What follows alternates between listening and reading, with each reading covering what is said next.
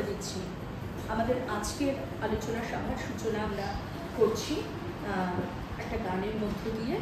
আমাদের স্নাতকোত্তর চতুর্থ বর্ষের ছাত্রী অন্তরা গান গাইছে। অন্তরা চলে এসো।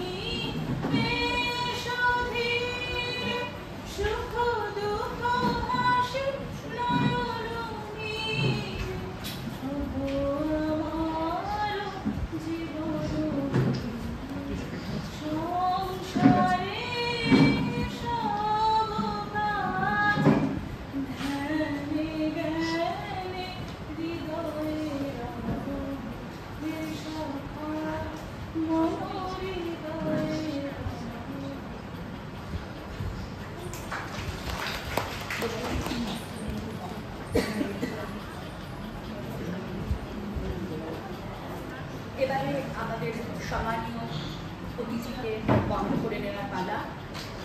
তার হাতে স্মারক তুলে দিচ্ছেন আমাদের কলেজের ভারপ্রাপ্ত অধ্যক্ষ সুমিত মুখোপাধ্যায়।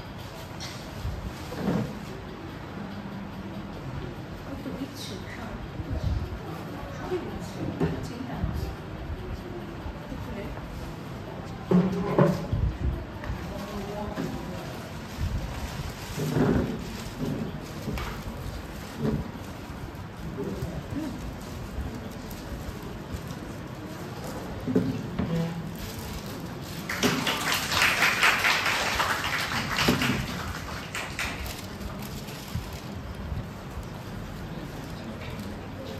আমাদের ছাত্রী সহায়তা আমাদের আজকের অতিথিকে বরণ করে নিচ্ছে উত্তরীয় পরিয়ে এসব।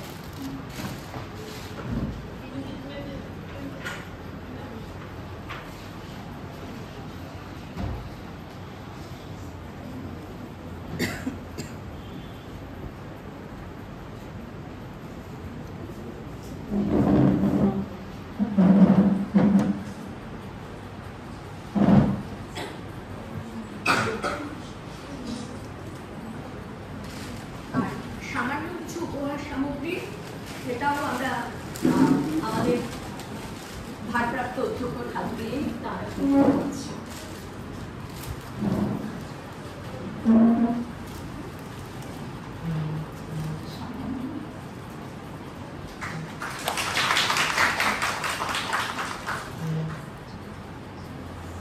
আমাদের ছাত্রী প্রতিমা পুষ্পস্তবক দিয়ে আমাদের সম্মানীয় অতিথি এবং আমাদের অধ্যক্ষকে বরণ করে নিচ্ছে।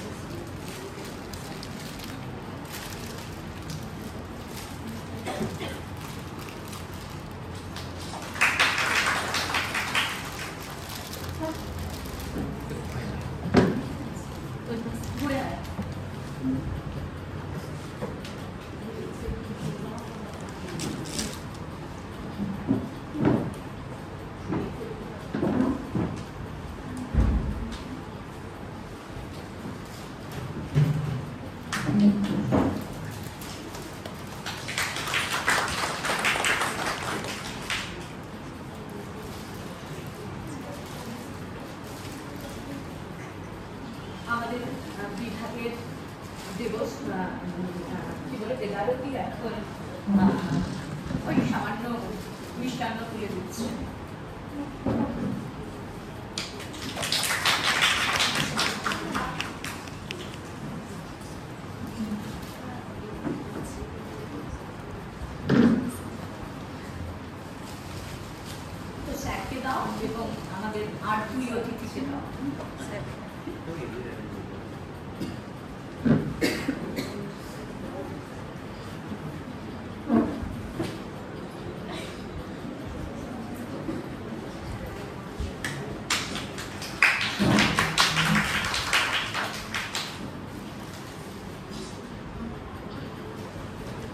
আমাদের দুই অতিথি ভাই এসছেন, আমরা তাদের জন্য একটা বোধহয় করতালি দিতেন পারি তাদের সংগঠিত করার জন্য।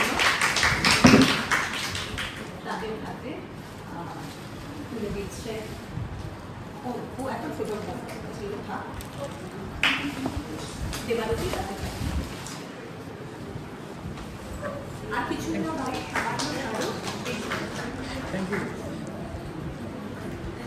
এবারে আজকের যে বিষয় সেই বিষয়কে মান্যতা দিয়ে আমাদের স্নাতকোত্তর চতুর্থ বর্ষের ছাত্রী একটি কবিতা শোনাচ্ছে।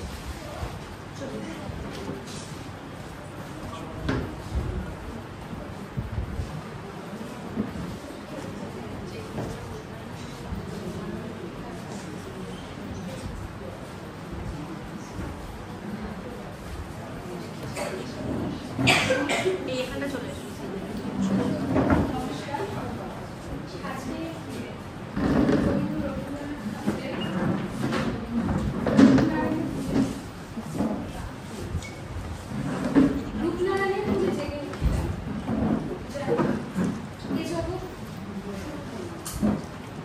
রক্তের অক্ষরে দেখিলাম আপনার রূপ, চিনিলাম আপনারে, আঘাতের আঘাতে বেদনায় বেদনায়, সত্য যে কঠিন, কঠিনের ভালোবাসিলাম, সে কখনো পড়ে না বঞ্চনা। মৃত্যুতে আমৃত্যু দুঃখের তপস্যায় জীবন, সত্যের দারুণ মূল্য লাভ করিবারে, মৃত্যুতে সকল দেনা শোধ করে দিতে।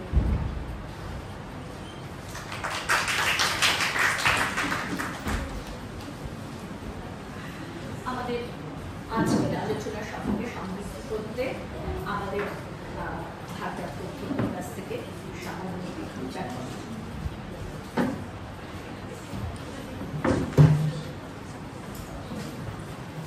বাংলা ডিপার্টমেন্ট আমাদের কলেজের ঐতিহ্যময় ডিপার্টমেন্ট বলে।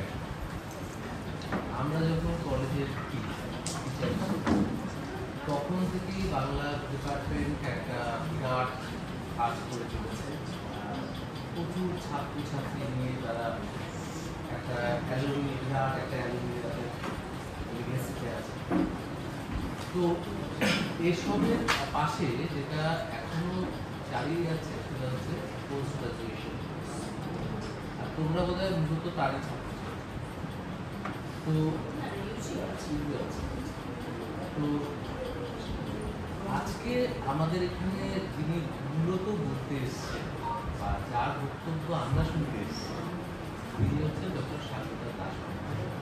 তিনি সরোজিনী নাইডু কলেজের প্রিন্সিপাল। তোমরা শুনেই ফেলেছ, কিন্তু উনি এর আগেও অনেক জায়গায় কাজ করেছেন, প্রিন্সিপাল হিসেবে কাজ করেছেন। আমি আর তার ডিটেলসে যাচ্ছি। বিষয় রবীন্দ্র, তো উনি ভীষণ ভালো বলেন। আমি ওনার বক্তব্য আগেও অনেক জায়গাতে শুনেছি, মানে রবীন্দ্রনাথের উপরে না হোক অন্য বিষয়, কিছু কিছু ক্ষেত্রে রাজনৈতিক বিষয় শুনেছি। তো যিনি বলেন ভালো তার বক্তব্য শুনতেও তোমাদেরও ভালো লাগবে আশা করছি। তো রবীন্দ্রনাথ নিয়ে আমার বিশেষ কিছু বলার নেই। তোমরা বাংলা বিভাগের ছাত্রছাত্রী যারা টিচার আছেন তারা মূলত আমি যা দেখতে পাচ্ছি তাদের আর্টস ফ্যাকাল্টি বেশি, একজন দুজন পাবে। তো রবীন্দ্রনাথকে জানেন না এরকম বাঙালি নেই। আর বাংলা বিভাগে রবীন্দ্রনাথ নিয়ে আলোচনা করা একটা আমার দৃশ্যটাই বলা যায়। কিন্তু রবীন্দ্রনাথ সম্পর্কে যখন কোনো আলোচনা শুনি, যেটাকে রবীন্দ্র চর্চা বলে, সেটা শুনি। অনেক ক্ষেত্রে বহু আলোচনা আমরা শুনেছি যেটা রবীন্দ্রনাথ মহান ব্যক্তি, মহান কবি, মহান ইত্যাদি। তো ইনফরমেশন একটার থেকে আরেকটা এবং তার ব্যাখ্যান যখন বদলাতে থাকে তখন বেশ কিছু তার মধ্যে উদ্বুদ্ধ এবং বিভ্রান্তিকর বক্তব্য তৈরি হয়েছে। যেমন আমরা এখানে, আমার মনে আছে আমাদের বাংলা ডিপার্টমেন্টের টিচারদের তো আগে থেকে এখানে আর একটু ম্যাডাম একমাত্র মনে আছে কোনো এক সময় একজন বিখ্যাত ব্যক্তিত্ব বাংলা বিভাগের কলকাতা বিশ্ববিদ্যালয়ের তখন ডিপার্টমেন্টাল হেড ছিলেন বা ওরকম তো তার প্রচুর শোনা, তিনি এখানে বক্তব্য রাখতে এসেছেন। তিনি পোস্টমাস্টার নিয়ে কিছু বলছেন, বলতে বলতে তিনি বললেন যে রতন ক্যারেক্টারটা অ্যাকচুয়ালি একজন চাইনিজ। তো বিভ্রান্তি শুরু হয় এখান থেকে, যখন নাকি এইরকম উঁচু দরের মানুষের কাছ থেকে আমরা এরকম ধরনের বক্তব্য শুনি, যারা আমরা বাংলার লোক নই, তাদের মধ্যে বিভ্রান্তিটা কি? আমরা রবীন্দ্রনাথের কতটুকু জানি সেইটা নিয়ে যদি চর্চা শুরু করি, শুরুটা করতে পারি, কিন্তু তার কখন শেষ করতে পারি, এখানেই রবীন্দ্রনাথের বিশেষ।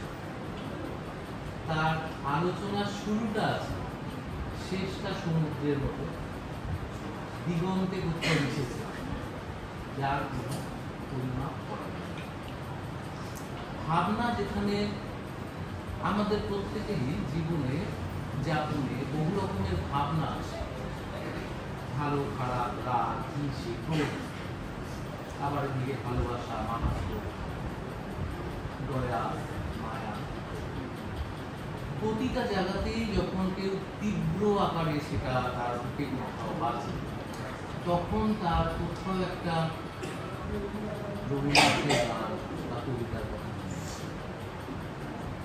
তার মানে আমাদের প্রত্যেকের মনে যা যা ঘুরতে পারে, যা ঘটে চলেছে বা ভবিষ্যতে ঘটবে, সেটা নিয়ে কেউ একজন গীতার মতো বা বেদের মতো কিছু একটা লিখে গেছে যে এই সময় ওই ভদ্রলোকের ওই গানটা দরকার হতে পারে। এখানেই রবি। তো আমরা যেখান থেকে গান শুরু করবো, ব্রাহ্ম সমাজ থেকে শুরু করে আমরা যখন রবীন্দ্রনাথের শুরুটা দেখি, একজন সাধারণ একটি ছেলে, সে কবিতা লিখছে, দু একটা গান লিখছে, ছাপানোর জন্য নিজের দেশটাকে ব্যবহার করতে হচ্ছে। কেউ খুব একটা পছন্দ করছে না, রিয়েল রাইটদের মতো যারা তখন সেই সময়কার সমাজজন্য কবি লিখছে, তারা এদেরকে কবি বলে মান্যতা দিতেই নাড়াচ্ছে।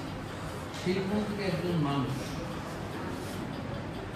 কারোর সাথে কোনো রকম ঝগড়া বিবাদ না করে শুধু নিজের কাজটুকু করে সারা পৃথিবীতে এমন একটা জায়গায় চলে গেল যে আমার এক বন্ধু ব্রাজিলে একটা স্পেশাল কোর্স করতে গেছিল, সেখানকার ইউনিভার্সিটিতে গিয়েছে, বলছে সেখানে গিয়ে আমি দেখছি রবীন্দ্রনাথকে করছি। মানে আমার কোথাও বুকে একটা বলে, এরা যখন রবীন্দ্রনাথকে তুলো করে বিরাট একটা ওয়েলবিং, সেটা যখন ওখানে আছে, আমি তার দেশের লোক, আমিও কিছুটা জায়গা পাবো। তো ব্যাপারটা এইরকম যে রবীন্দ্রনাথ স্বমহিমায় সর্বত্র বিরাজমান, সেটা তোমার মনেই হোক বা কখনো লেখা। ম্যাডাম বলবেন রবীন্দ্রনাথের জীবন এবং সাহিত্য। তো আমরা ওনার কাছ থেকেই শুনবো। আমি কিছু না বলা কিছু কথা বললাম যেগুলো নাকি কোনো মানে নেই, আমাকে বলতে বলা তো।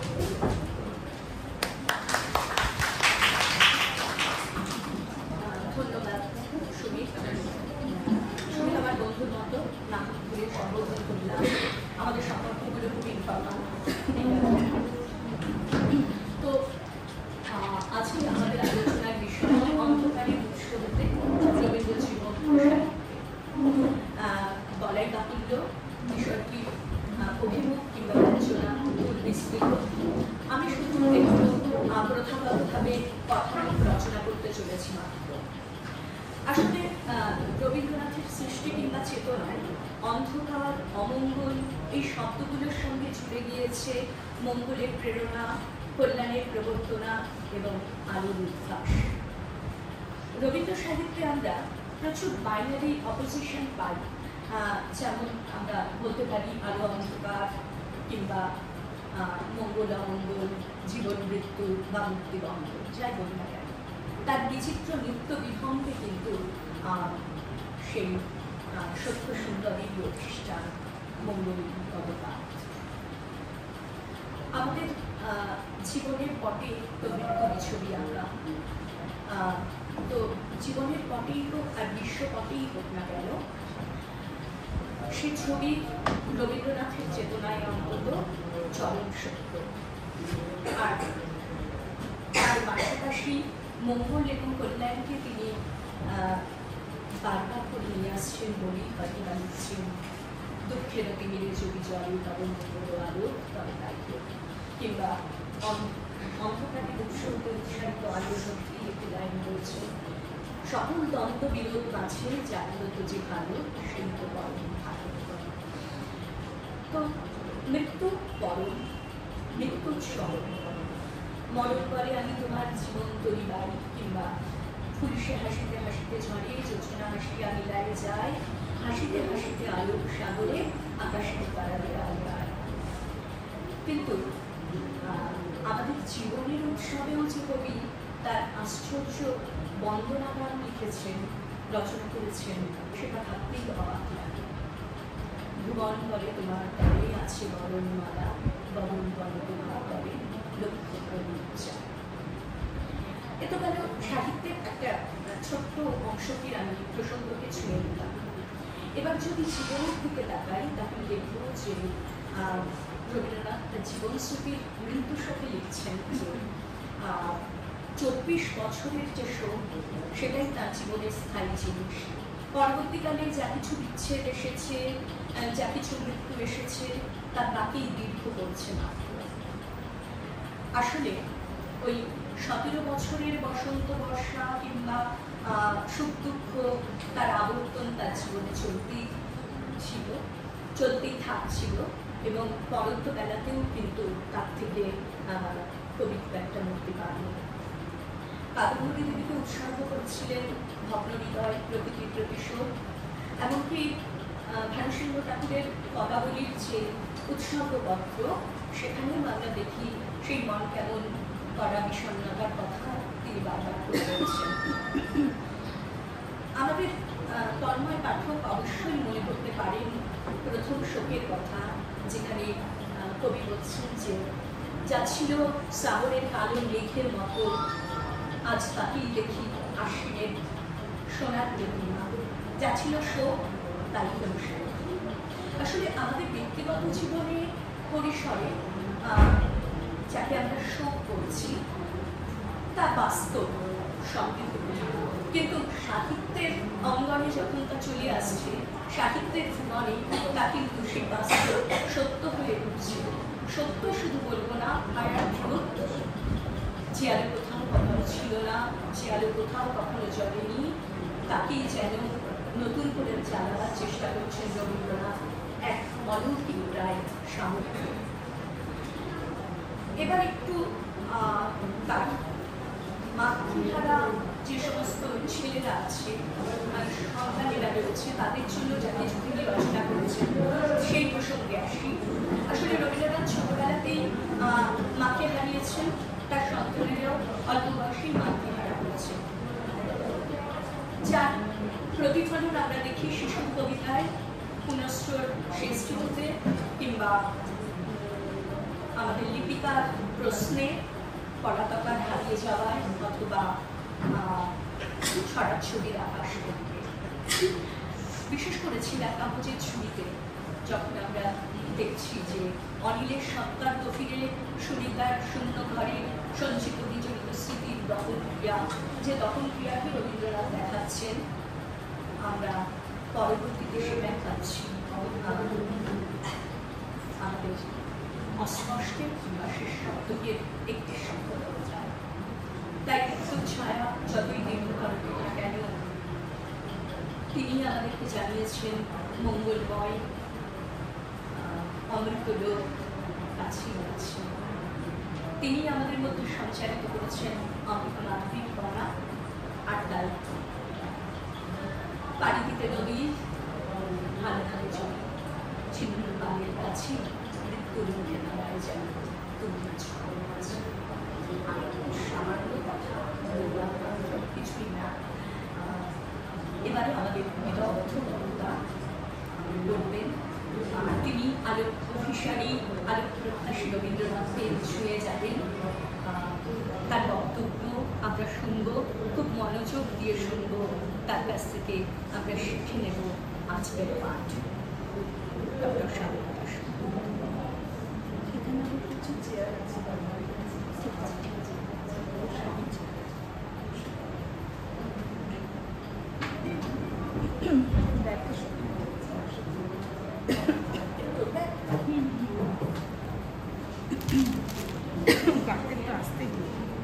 ছোট ঘর তো বেশি জোরে না হচ্ছে।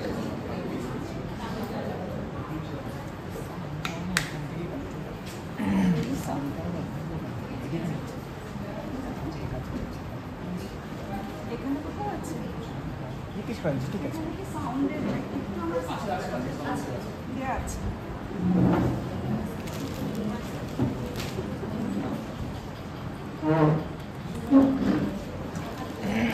বিভাগীয় সেমিনার আলোচনা চক্র, কিন্তু প্রথম থেকেই উপস্থাপনা, অধ্যক্ষের বক্তব্য, কথামুখ, আলেখ্য,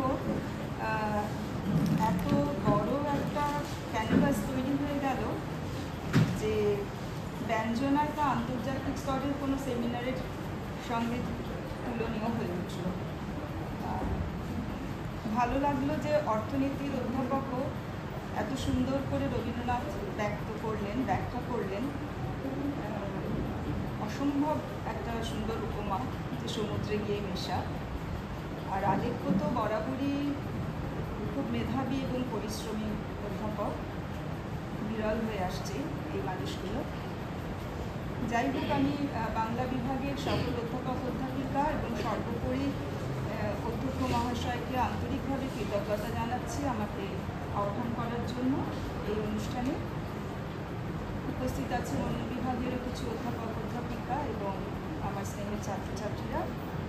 তাদেরকে আগেই ধন্যবাদ জানাই, কারণ তারা সমবেত হয়ে আমাকে সম্মানিত করেছেন। আমার সঙ্গে আছেন আমার কলেজে সবসময় আমাকে সহযোগিতা করে উজ্জীবিত করেন দুজন তরুণ যুব অধ্যাপক, কম্পিউটার সায়েন্স ডিপার্টমেন্ট এবং মলিকুলার বায়োলজি ডিপার্টমেন্টের তমগ্ন রায় এবং ডক্টর দেবাশিস মজুমদার।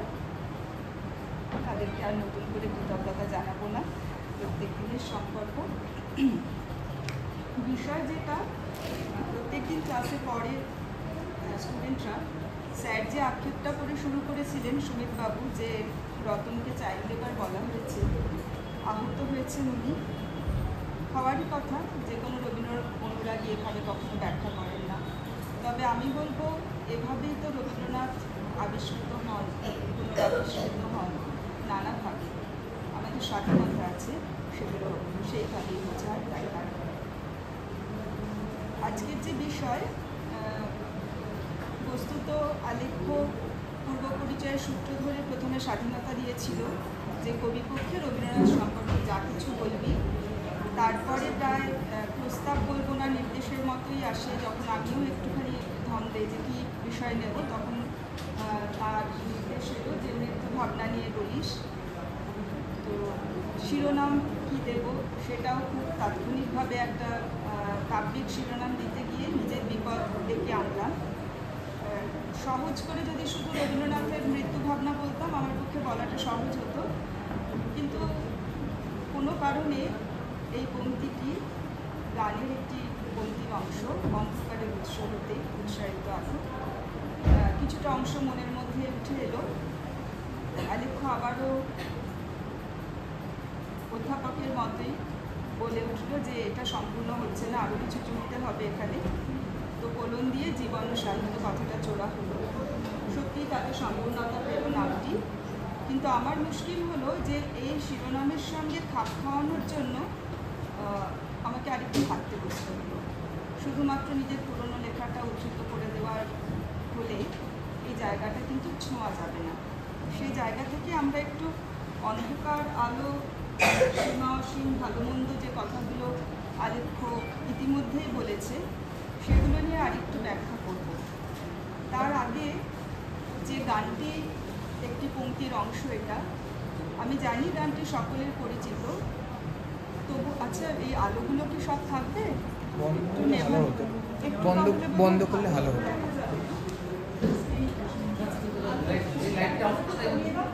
একটু একটা দুটো আলো এই সামনের লাইটগুলো মেয়েরা কি দেখতে পাচ্ছে? এখানে যে বসেছে দেখতে পাচ্ছি না, পাচ্ছ? দেখতে পাচ্ছ?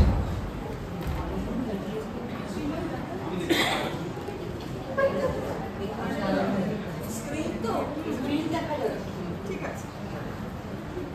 আমরা স্বাগতালক্ষ্মী কণ্ঠে একটুখানি গানটা শুনে নেব, যাতে আসলে রবীন্দ্রনাথের যে কোনো গানই কবিতার মতো করে পড়া যায়। কিন্তু তাতে সুর সংযুক্ত হলে স্রষ্টার অভিপ্রায়টা আরও ভালো করে চিনে নেওয়া যায়, বুঝে নেওয়া যায়। আমাদের চেনা গান এবং গানের 2-3টি শব্দবন্ধ, সেটা আমার আলোচনার কাজে লাগবে। সেই জন্য একটু গানটা লিখিত আকারেও আছে, সেটাও একটু আমি আমার ছাত্রছাত্রীদের দেখে নিতে বলবো। একটু গানটা শুনে নিই।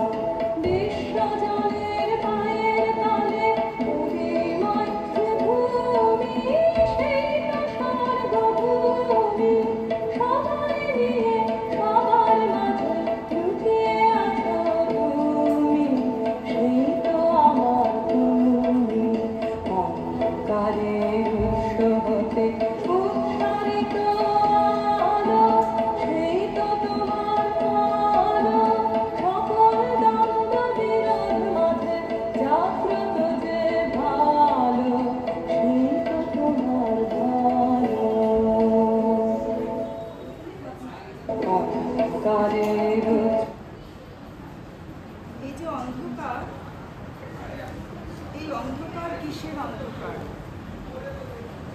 এ কি সেই মাতৃগর্ভের আধার, যেখান থেকে আমরা সবাই নিষ্ক্রান্ত হই, আর তারপর যে আলোকিত জীবনটা পাই, সেটাও কিন্তু অমলিন আলোর জীবন নয়, সেটাও রুদ্র কঠিন। সেখানে সত্যের কাঠিন্য আছে, হতাশা আছে, বিষাদ আছে, দুঃখ আছে, ভয় আছে। কাজেই অন্ধকার থেকে যে নিষ্ক্রমণ ঘটল আমাদের, তা শুধুমাত্র আলোক ভিত্তিতে উজ্জ্বল নয়, কিন্তু এই নিষ্ক্রমণ অনিবার্য। অন্ধকার থেকে আলোয় আসি আমরা, তাহলে যদি সেই অন্ধকারের কথাই ভাবি, সেই অন্ধকারকে কি আমরা জীবনানন্দের অন্ধকার বলবো? যেখানে অন্ধকার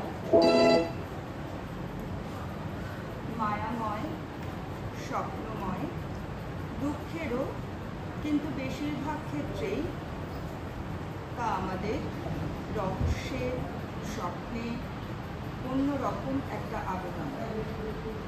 সেটা কী রকম? কারণ সেই বিখ্যাত কবিতার পংক্তি, বিপর্যস্ত দিনেও থাকে শুধু অন্ধকার, মুখোমুখি বসিবার বনলতা সেন। অন্ধকার যদি না থাকতো বনলতা সেনের প্রত্যাশাও হয়তো তৈরি হতো না। আবার অন্যদিকে যখন তিনি বলেন যে এই আধার, সেই আধার আমাদের স্বপ্ন দেখায়, মায়া বুনে দেয় মনে, তখন তার মনেই দ্বন্দ্ব জাগে। তবে কি আমরা তিমির বিলাসী? তারপরেই সচেতনভাবে বলেন, আমরা তো তিমির বিলাসী, তিমির বিলাসী হতে চাই। এরকমভাবেই অন্ধকার আমাদের জীবনে, আমাদের সাহিত্যে, আমাদের দর্শনে নানা ব্যঞ্জনা নিয়ে এসেছে। কখনো কখনো মনে হয় যে ঋগ্বেদের রাত্রিসূক্তে যে অন্ধকারের কথা বলা হয়েছিল, রবীন্দ্রনাথ সেই অন্ধকারের কথাই বলছেন। রাত্রিসূক্তের যে অন্ধকার, সেই অন্ধকার কিন্তু অবিদ্যা, অজ্ঞানতা, স্থবিরতার অন্ধকার। রবীন্দ্রনাথ বেদ এবং উপনিষদ খুব গভীরভাবে অধ্যয়ন করেছিলেন।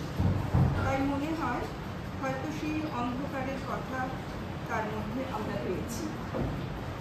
আর উপনিষদের সঙ্গে রবীন্দ্রনাথের কতখানি যোগাযোগ, স্যারের কথাতেও কিছুটা উঠে এসেছে ঘরে যখন কথা বলছিলাম। সেটা বোধহয় বাংলার সাহিত্য নিয়ে যে স্টুডেন্টরা এখানে বসে আছে, ছাত্রছাত্রী যারা আছে, তাদের কাছে নতুন করে বলে দিতে হবে না। যখন সেই কথাগুলো আমরা শুনি, অসতো মা সদ্গময়, তমসো মা জ্যোতির্গময়, মৃত্যু অমৃত গময়, ওম শান্তি শান্তি শান্তি। অর্থাৎ সেই অন্ধকার যা জীবন থেকে দূরীভূত হওয়ার প্রার্থনা জানাচ্ছেন কবি। আবার ঠিক অন্য প্রান্তে আরও এক অন্ধকারের কথা আমরা পেয়েছি, আরও কয়েক শতক আগে লেখা ওলন্ডতে। তোমরা নিশ্চয়ই ছাত্রীরা জানো, কিছুটা পড়েওছো, আমি জানি না এখন সিলেবাসে আছে কিনা। আমাদের সময় কম্পারেটিভে ম্যাথের পড়ানো হতো, আমি জানি না কীভাবে আছে, বা ইংরেজি সাহিত্যের ইতিহাস তোমরা পড়েছো, তোমাদের ধারণা আছে, সেই জন্যই বলছি। এটা শেক্সপিয়ার যে ভাষায়, যে কাব্যময় পুরনো ইংরেজিতে লিখেছিলেন সেই ভাষাটি নয়, নতুন ইংরেজিতে যেভাবে আমরা পড়ে থাকি। Put out the light and put out the light, Othello নাটকের পঞ্চম অঙ্কের দ্বিতীয় দৃশ্য। সেখানে দেশদিগনাকে হত্যার আগে এই যে সংলাপ ওথেলো, আলো নিভিয়ে দাও, আলো নিভিয়ে দাও, এই সংলাপেও কি আরও এক অন্ধকারের কথা বলা হয়েছে, যেখানে প্রেমের মৃত্যু ঘটবে সন্দেহের বশে, যেখানে তার জীবনের আলো নিভে যাবে, যেখানে হত্যার জন্য অন্ধকার প্রয়োজন। এই শুধুমাত্র এই সংলাপ নিয়ে, এই স্বগত কথন নিয়ে হাজার হাজার শব্দ ব্যয় করেছেন সমালোচকেরা, প্রচুর ব্যাখ্যা হয়েছে। আর সেই দুরূহ কথাগুলো, শব্দগুলো কি অনায়াসে বহুবার রবীন্দ্রনাথ ব্যবহার করে চলেছেন তার সাহিত্যে। এবং অদ্ভুতভাবে দেখছি আমরা যে রবীন্দ্রনাথের যা অন্বিষ্ট, অর্থাৎ সেই রাজা, তার দর্শন পাওয়া, তিনিও অন্ধকারেই থাকেন।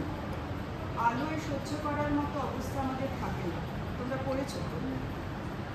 সেই অন্ধকার, সেই দুঃখ নিয়েই সেই রাজা উপস্থিত হন এবং নিশীথ রাতেই উপস্থিত হন। খেয়ার সেই আগমন কবিতাটি তোমরা জানো, তবু আরেকবার বলছি।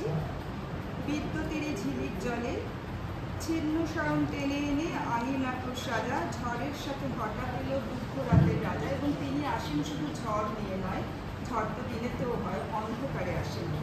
এই যে অন্ধকার, এই অন্ধকার জীবনে অনিবার্য, এটুকু অন্তত আমরা বুঝতে পেরেছি। আর যত ব্যাখ্যাই দিই না কেন, দার্শনিক ব্যাখ্যা, কাব্যিক ব্যাখ্যা, মনস্তাত্ত্বিক ব্যাখ্যা, সামাজিক ব্যাখ্যা, অন্ধকার নিয়ে আমাদের মনের মধ্যে প্রথাবদ্ধ যে ধারণাগুলো আছে, যার সঙ্গে অমঙ্গল জড়িয়ে, আদিত্য ম্যাডাম বলছিলেন তোমাদেরকে, যার সঙ্গে অশুভ জড়িয়ে, যার সঙ্গে মন্দ জড়িয়ে, যার সঙ্গে অজ্ঞানতা জড়িয়ে অবিদ্যা, সেই অন্ধকার থেকে অবশ্যই তিনি নিষ্ক্রমণের কথা বলেন। কিন্তু এখানে খুব উল্লেখযোগ্য একটা বিষয়, যে রবীন্দ্রনাথ সেই অন্ধকার গভীরভাবে উপলব্ধি করেছেন তার জীবনে। তাই বোধহয় এত বারংবার তিনি অন্ধকারের রাজার কথা বলেন, নিশীথ রাতের কথা বলেন।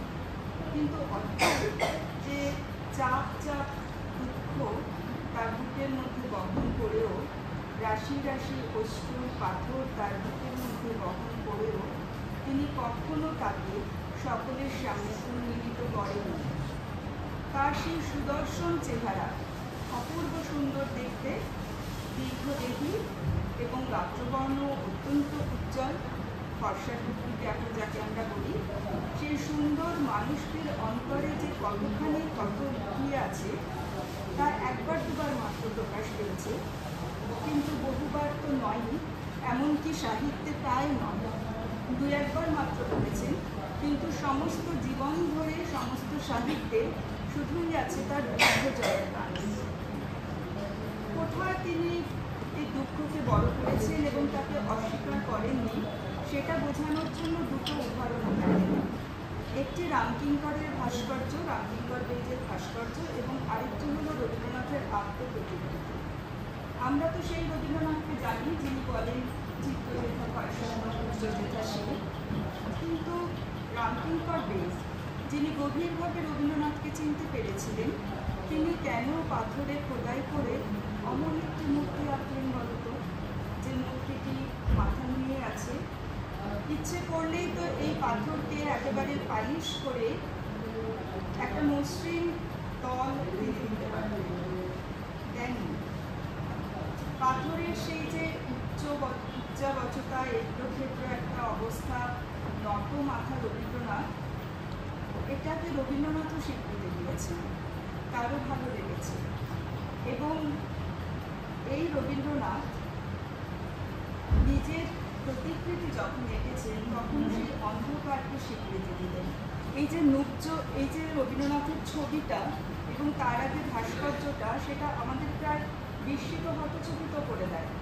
তার কারণ আমরা রবীন্দ্রনাথের যে মূর্তি, যে ভাবধারা সঙ্গে পরিচিত, তার সঙ্গে তো কোথাও মেলে না এই ভাস্কর্য, যেখানে রবীন্দ্রনাথকে নতমস্তকে দেখানো হচ্ছে, যেখানে রবীন্দ্রনাথকে ক্ষতবিক্ষত অবস্থায় দেখানো হচ্ছে। আবার নিজেও যখন তিনি আঁকছেন, আরও অনেকগুলি প্রতিকৃতি আছে, সবগুলো এখানে দেখাবো না, একটি দুটিই দেখাবো। প্রথমে এটাই দেখাবো, এটা স্টুডেন্টরা যারা আছে এখানে, সেখানে দেখো যে সেখানেও কিন্তু কোনো আলোকবর্তিকার সন্ধান আমরা পেলাম না। একটা ভয়াল বিষয়, একটা করুণাঘন বিষয়, একটা সংশয়ের বিষয়, একটা রহস্যময়তা এবং অন্ধকার যেন ঘিরে রেখেছে তাকে। তাহলে এই মূর্তিটা, এটার সঙ্গে সুদর্শন রবীন্দ্রনাথের কোনো মিল পাই না আমি, যে সুদর্শন চেহারা শুধু নয়, মানসিকতারও পরিচয় রয়েছে তার সাহিত্যে। তাহলে সাহিত্যে যে মানুষটা এতবার করে দুঃখ জয়ের কথা বলছেন, এতবার করে অন্ধকার বিতরিত করার কথা বলছেন, এতবার করে উত্তীর্ণ হয়ে যাবার কথা বলছেন, মারতে মারতে মরণটাকে শেষ করে দেয়, একেবারে মৃত্যুটাকেই শেষ করে দেয়, আরও আরও প্রভু, আরও আরও এমনি করে আমায় মারো, কিংবা আরও আরও আরও দাও প্রাণ। সেই মানুষটাই আত্মপ্রতিকৃতি আঁকতে গিয়ে নিজের এই ক্ষতবিক্ষত চেহারাটার কথা কেন বলেন? একমাত্র এই চিত্রকর্ম ছাড়া আর বোধহয় কোথাও রবীন্দ্রনাথ তার অন্তঃস্থলকে এমন করে ব্যক্ত করেননি।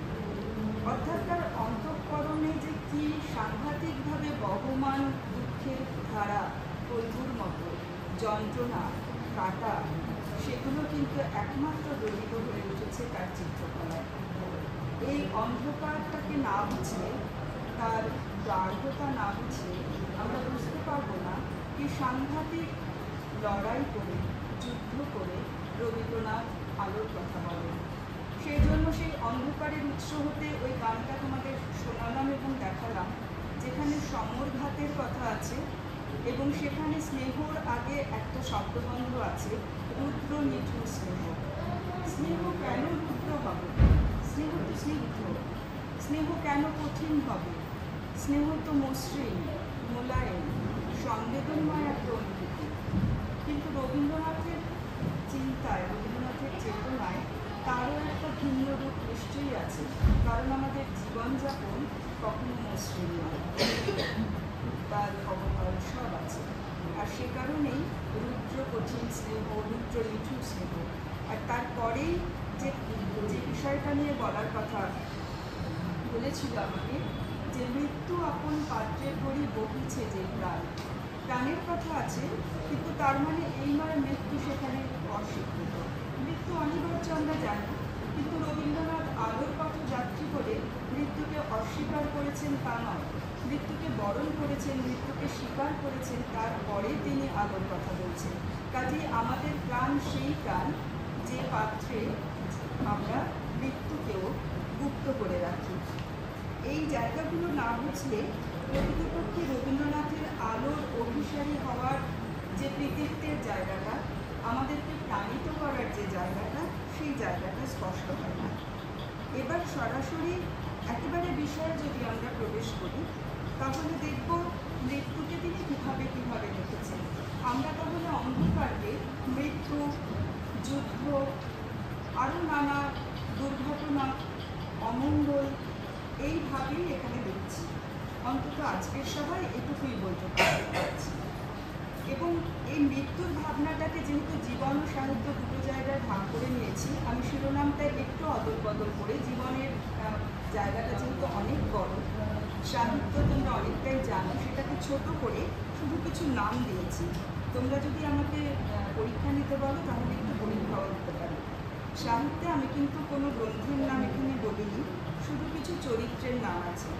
কাদম্বিনী কোথায় আছে? কাদম্বিনী জীবিত ও মৃত গল্পে কাদম্বিনী, এইখানে একমাত্র রবীন্দ্রনাথ সরাসরি মৃত্যুর কথা বলেছেন। কাদম্বিনী মরিয়া প্রমাণ করিল যে সে মরে নাই, সরাসরি মৃত্যুর কথা। কিন্তু এই কাদম্বিনী আর নিরুপমা, নিরুপমা কোথায় আছে?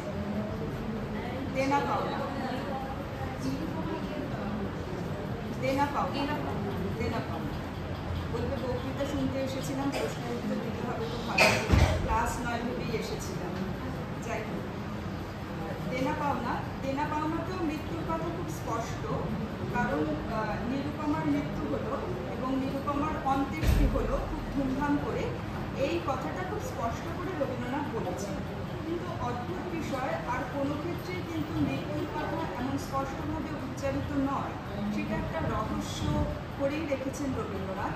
এবং মৃত্যুটা যেহেতু অনন্ত লোকে পাড়ি দেওয়ার একটা বিষয় বলে তারও মনে হতো, যেহেতু উপনিষদে বিশ্বাসী তিনি, সেই জন্যই বোধহয় মৃত্যুর ঘটনাগুলিকে তিনি এমন ইঙ্গিতবহ করে এঁকেছেন।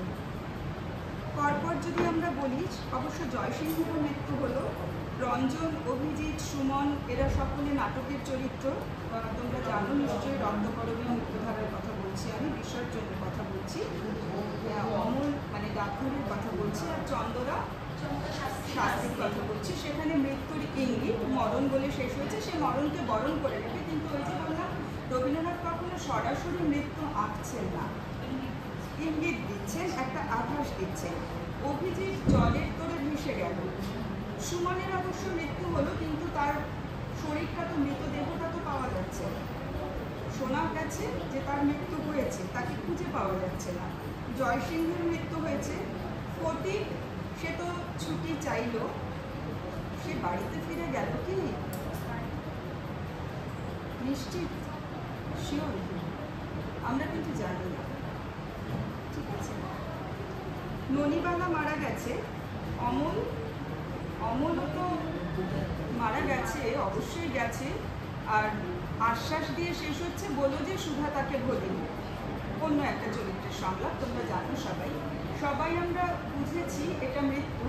কিন্তু যেভাবে অন্য সাহিত্যিকেরা লেখেন, জীবন দেখি নিভিয়া গেল বা অন্য কিছু, বা যেমন নিরুপমার ক্ষেত্রে তিনি সরাসরি বলেছেন, যেহেতু সেটা একটা প্রতিবাদী গল্প, যে তার অন্ত্যেষ্টি হলো খুব ধুমধাম করে, তারপরে আবার পাঠ্যিকতা চলছে, সেইভাবে কিন্তু মৃত্যুর কথা রবীন্দ্রনাথ খুব কম লিখছেন। তার বিপুল সাহিত্য সম্ভারের মধ্যে এইভাবে মৃত্যুর অভিঘাতকে ফুটিয়ে তোলা, সেটাও কিন্তু তাকে বোধহয় অন্য একটা ব্যাখ্যায় নিয়ে যায়, যেখানে আমরা মৃত্যুটাকে অনন্ত লোকের পথে যাত্রা বলেই মনে করব, শেষ বলে মনে করব না। সেটা তার উপনিষদ বিশ্বাসের মন থেকে তিনি বলেছেন। তারপরে আমরা আসবো তার জীবনে মৃত্যুর অভিঘাত, যেগুলো খুব মর্মান্তিক। রবীন্দ্রনাথ সেই মানুষটি যে জীবনে এত মৃত্যু দেখেছেন, আর কোনো স্রষ্টা বোধহয় এত মৃত্যু প্রত্যক্ষ করেননি, এটা তোমরা সকলেই জানো। আমাদের ম্যাডাম বলছিলেন যে ওই যে 1884 সালে কাদম্বরী দেবীর মৃত্যু, সেই মৃত্যু তিনি আজীবন বহন করেছেন এবং তার ফলে অন্য মৃত্যুর ছায়া তার থেকে কখনোই দীর্ঘতর বা গভীরতর হয়তো হয়নি। সেটা বোধহয় সর্বাংশে ঠিক নয়, কারণ সন্তানের মৃত্যুর সঙ্গে আর কিছু বোধহয় তুলনা করা যায় না। এবং কাদম্বরী দেবীর মৃত্যু তাকে এক ধরনের স্বস্তিও দিয়েছিল। এটাও খুব অদ্ভুত একটা বিষয়, কিছু কিছু রচনায় আছে। সেটা না খুব তাৎক্ষণিক একটা উপলব্ধি। আসলে সেই শূন্যতা তিনি বহন করে চলেছেন আজীবন। সেই কবে মারা গেলেন 1884-তে কাদম্বরী দেবী, তারপরে যখন লিপিকা লিখছেন শেষ পর্যায়ে প্রায় এসে, তখনও তিনি তার কথা বলেছেন, সেই দুঃখের কথা, সেই বেদনার কথা। এটা আমাদের অস্বীকার করার কিছু নেই। কিন্তু অনেক সময় স্নেহের আধিক্য একটা বন্ধন তৈরি করে দেয়। কাদম্বরী দেবীর সঙ্গে তার সম্পর্কটায় সেই বন্ধন রচিত হয়েছিল। হয়তো খুব মায়াময় সেই বন্ধন, হয়তো খুব প্রত্যাশিত সেই বন্ধন, কিন্তু তাতেও কখনো কখনো যদি নিজের মনের সঙ্গে প্রতারণা না করি, বলতেই হয় দম বন্ধ হয়েও আসে। তাই ঠিক ওই মুহূর্তে শোকের পাশাপাশি এক ধরনের অদ্ভুত নিষ্পৃহতা, অদ্ভুত মুক্তির স্বাদ তার মনের মধ্যেও ছিল। সাহিত্যের ছাত্র হিসেবে এই সূক্ষ্ম অনুভবটুকুকে আমরা যেন সম্মান করি, আর সেটা তিনি নিজেও উপলব্ধি করতে পেরেছিলেন বলেই বোধহয় মৃত্যু অতিক্রমী মানুষ হয়ে উঠেছিলেন, মৃত্যুঞ্জয়ী হয়ে উঠেছিলেন তিনি। কারণ সবসময় তো দেখেছি তিনি এ ধরনের কথাই বলেন। সেই যে তার পায়ে একটা জায়গায় ক্ষত হলো এবং একটা সময় প্রচণ্ড ক্ষত, যন্ত্রণা সহ্য করতে পারছেন না, তখন তার মনে হলো আমি নিজেকে একটু এই ক্ষতটাকে একটু নৈর্ব্যক্তিকভাবে দেখি, অর্থাৎ ক্ষতটা আছে কিন্তু যেন তা আমার ক্ষত নয়। সেইভাবে দেখতে যখন শুরু করলাম, তখন তার ব্যথা বোধ অনেক বেশি কমে গেল। এই যে অদ্ভুত একটা নিজের শরীরের ব্যথা, আঘাত, ক্ষত, সেটাকে দেখার একটা অদ্ভুত দার্শনিক সুলভ ভঙ্গি, এইটা রবীন্দ্রনাথ থেকে আমরা এখনও শিখে উঠতে পারলাম না। এবং যখন তিনি শুশ্রূষা করতে মেয়েকে নিয়ে যাচ্ছেন, ট্রেনে যাচ্ছেন হাওয়া বদলের জন্য তার মধ্যমা কন্যাকে নিয়ে, তখন ওই মানসিক উদ্বেগের কারণে তার পার্সটি হারিয়ে যায়। এই ঘটনাটাও তোমরা জানো হয়তো। মানে ট্রেন থেকে নেমেছিলেন, পার্সটা ট্রেনে রেখে দিয়েই, এবং তারপরে তিনি মানে যখন বুঝতে পারলেন চলে যায়, তখন আমরা কি করব, হাহুতাশ করব। কারণ আমরা জানি যে একটা টাকার অংশ, বিশেষ করে মেয়েকে নিয়ে যাচ্ছেন চিকিৎসার জন্য, হাওয়া বদল করতে বাইরে থাকতে হবে, খরচ আছে, সেখানে টাকার ব্যাগটা হারিয়ে গেল, স্বাভাবিকভাবেই উদ্বেগ আরও বাড়বে। তো মুহূর্তের মধ্যে রবীন্দ্রনাথের মনে হয়েছিল যে ব্যাগটি নিয়েছে তার নিশ্চয়ই আরও বেশি প্রয়োজন। এটা আমরা দার্শনিকভাবে ভাবি, কিন্তু রবীন্দ্রনাথ তার জীবনে এটা প্রয়োগ করেছেন এবং সেই নিয়ে তার আর কোনো আক্ষেপ ছিল না। তো এই রবীন্দ্রনাথ কিন্তু আমাদের বোধবুদ্ধির পরিসরের মধ্যে তাকে কুলোয় না। আমরা যারা স্বাভাবিক জীবনযাপন করি তারা তাকে ছোঁবার চেষ্টা করি, কিন্তু আমরা সেখানে পৌঁছতে পারি না। তাকে নিয়ে চর্চা হতে পারে, যে তোমাদের স্যার বলছিলেন, আলোচনা হতে পারে, কিন্তু সেটা জীবনে ধারণ করবার মতো মহত্ব আমরা অর্জন করতে হয়তো সারা জীবনেও পারি। তো এই যে ধারণাগুলো, যে তার মৃত্যুর বিষয়ে কাদম্বরী দেবীকে নিয়ে শুরু করলাম, তার আগে কাদম্বরী দেবীর তার রবীন্দ্রনাথের জীবনে অ্যাক্সেস নেওয়াটা শুরু হলো যার মৃত্যু থেকে, সেটা তো সারদামণির মৃত্যুর পর। আমরা জানি যে রবীন্দ্রনাথের মা মহর্ষি দেবেন্দ্রনাথ ঠাকুরের পত্নী সারদামণি 15টি সন্তানের জননী ছিলেন। কাজেই ধরেই নেওয়া যায় যে 15টি সন্তানকে মানুষ করতে হচ্ছে যাকে, এবং একটা বড় পরিবারের কর্তৃক তিনি এককভাবে একটি সন্তানকে খুব বেশি সময় নিশ্চয়ই দিতে পারেন না। সেই মাতৃস্নেহ তাদের ছিল না। তারা বাড়ির যে পরিচারিকারা থাকতেন, গৃহ সহায়িকারা থাকতেন, তাদের হাতেই রবীন্দ্রনাথ বড় হয়েছেন, সেটা আমরা সবাই জানি। রবীন্দ্রনাথের সমস্ত ভাই বোনেরা তাই। কিন্তু তবু জীবন স্মৃতিতে তো আমরা দেখেছি যে কখনো কখনো যখন মাস্টারমশাই আসতেন, পেটে ব্যথা হচ্ছে, এই ভান করে পড়তে চাইতেন না বলে তিনি মায়ের কোলে গিয়ে লুকোতেন। তাহলে সেই আশ্রয়টা হঠাৎ একদিন চলে গেল। জানেনও না, যেহেতু রবীন্দ্রনাথ অনেক ছোট, 14 বছর বয়স, 13-14 বছর বয়স তখন, তার মা মারা গেল, তাকে আলাদা করে কেউ খবর দেবার কথাও ভাবেনি। একটা সময় তিনি বুঝলেন যে ঘরটা খালি, ঘরের সামনে দিয়ে যাতায়াত করেন এবং ঘরটা খালি, তার মার মৃত্যু ঘটেছে। এবং যেহেতু বড় ছেলে নয়, কাজেই তার আনুষঙ্গিক যে পারলৌকিক কাজগুলো তাদের সেই দায়ভারও তার নেওয়ার কথা নয়। তারা মানে অন্যের কাছে শোনার মতো করে মায়ের মৃত্যুর সংবাদ শুনেছে, কিন্তু যখন জীবন স্মৃতির পাতাগুলো পড়ি তখন বোঝা যায় যে মায়ের মৃত্যু তাকে স্বাভাবিকভাবে তার দৈনন্দিন জীবনযাপনে প্রভাব না ফেললেও যে নারীর বন্ধনের কথা আমরা বলি, রক্তের সম্বন্ধের কথা আমরা বলি, কিংবা ওই যে অনেকদিন পরে হলেও একবার মার কোলে ঝাঁপিয়ে গিয়ে ওই গৃহ শিক্ষকের কাছে পড়বো না সেই আবদারটা জানালো, কোথাও তো সেই জায়গাটা শূন্য হয়ে গেল। আর সেই শূন্য জায়গাটা পূরণ করতেই চলে এসেছিলেন তখন প্রায় সমবয়সী ছোট বৌঠান কাদম্বরী দেবী। কাজেই এই মুহূর্তটা না জানলে শারদামণির মৃত্যু এবং তারপরে কাদম্বরী দেবীর ঝাঁপিয়ে পড়া রবীন্দ্রনাথকে দেখাশোনার ক্ষেত্রে তার খাওয়া দাওয়া, যত্ন ইত্যাদি, এবং আরেকটু বড় হয়ে কাব্যচর্চার সঙ্গী হয়ে ওঠা, ওই মৃত্যুটা, মায়ের মৃত্যুটা না জানলে এই কাদম্বরী দেবীর ভূমিকাটা ততটা যেন স্পষ্ট হয় না। কাজে ওই জায়গাটা, কাব্যের প্রেরণাদাত্রী, জীবনের ধ্রুবতারা, এসব তো আছে, কিন্তু আমাদের সাধারণ জীবনযাপনের যে জায়গাগুলো, ওগুলো না জানলে কিন্তু আমরা কাদম্বরী কতখানি ছিলেন সেই সূত্রটা প্রথমে মায়ের মতো, তারপরে প্রেরণাদাত্রী কাব্যের, এবং তারপরে অদ্ভুত ঘনিষ্ঠ একজন নারী, যার কাছে সব কথা বলা যায়, যার প্রতি অভিমান করা যায়, যার কথাটাকে উজ্জীবিত করে, যার কথা রাখার জন্য তিনি ব্যাকুল হন, এই সম্পর্কটা কিন্তু আমরা বুঝতে পারবো না। তো এই মায়ের মৃত্যু, তারপরে কাদম্বরী দেবীর মৃত্যু তিনি বহন করলেন, সহ্য করলেন। তখন অতটা কর্তব্যের তাগিদ তার ছিল না, কারণ তিনি তখনও 24 বছরের একজন যুবক, কাজেই সেই দায়িত্ব তখনও তার উপর নষ্ট হয়নি, যদিও অল্প কিছুদিনের মধ্যেই জমিদারির দায়িত্বও তিনি পেলেন। কিন্তু তারই মধ্যে কাদম্বরী দেবীর যখন মৃত্যু হয় তখন তার রবীন্দ্রনাথের বিবাহ হয়ে গেছে, তারপরে তিনি জমিদারিও সামলেছেন। আর সেই সময় তার দুজন ভ্রাতুষ্পুত্র তার খুব ঘনিষ্ঠ ছিল, বলাই, বলেন্দ্রনাথ এবং নীতিন্দ্রনাথ। আর এই বলাইয়ের সঙ্গে, বলেন্দ্রনাথের সঙ্গে মৃণালিনী দেবীরও, যেহেতু তারা সমবয়সী, যদিও কাকিমা এবং ভাসুর সম্পর্ক, অসম্ভব ভালো একটা সম্পর্ক ছিল। রবীন্দ্রনাথ খুব আশ্বস্ত ছিলেন যে তার কর্মব্যস্ত জীবনে তার স্ত্রী কিছুটা সঙ্গ পান বলাইয়ের কাছে। সেই বলাই তার সন্তান তুল্য, নীতিন্দ্রনাথ তার সন্তান তুল্য। সেই বলাইয়ের কিন্তু শুধুমাত্র বলাই যে তার স্ত্রীর সঙ্গী হিসেবেই তার কাছে মূল্য পেয়েছে সেটা নয়, পুত্রের সঙ্গে একটা সন্তান তুল্য স্নেহ থাকে, কিন্তু তারও থেকে বড় কথা, রবীন্দ্রনাথ যখন আশ্রম প্রতিষ্ঠা করছেন, যেটা তার খুব স্বপ্নের একটা পরিকল্পনা, প্রকল্প, সেই সময়ও কিন্তু বলেন্দ্রনাথের বিরাট ভূমিকা আছে ব্রাহ্ম ধর্মের বিষয়টি বলতে গিয়ে।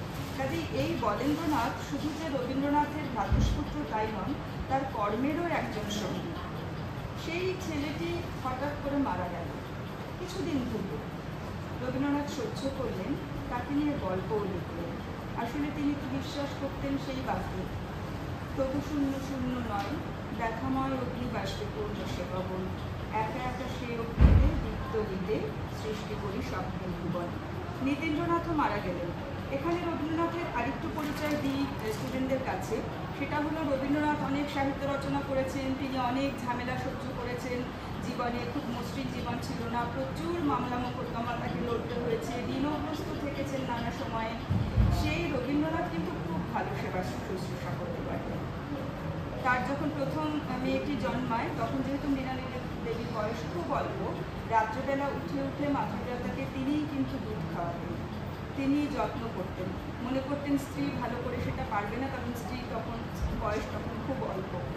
এতখানি সংসারী মানুষ ছিলেন রবীন্দ্রনাথ। তার এই ঋষিতুল্য চেহারাটি দেখে, শ্বশ্রু মুখমণ্ডিত চেহারা দেখে আমরা যেন মনে না করি তিনি একজন উদাসীন ঋষি বা সন্ন্যাসী ছিলেন। এমনভাবে তিনি মাধুরীলতাকে যত্ন করেছেন। সেই মাধুরীলতারও মৃত্যু ঘটেছে। নিজে কোলে করে যে মেয়েটিকে, যে কন্যা সন্তানটিকে দুগ্ধপান করিয়েছেন, তার তার সেবা শুশ্রূষা করেছেন। মৃণালিনী দেবীকে লিখেছেন যখন বিদেশে গেছে যে ও এখন কত বড় হলো, আমি তো অনেক ছোট বয়সে ফেলে এসেছি, এখন ফিরবার পরে ও কি আমাকে চিনতে পারবে, এরকমভাবে তার পিতৃসত্তার পরিচয় দিয়েছে।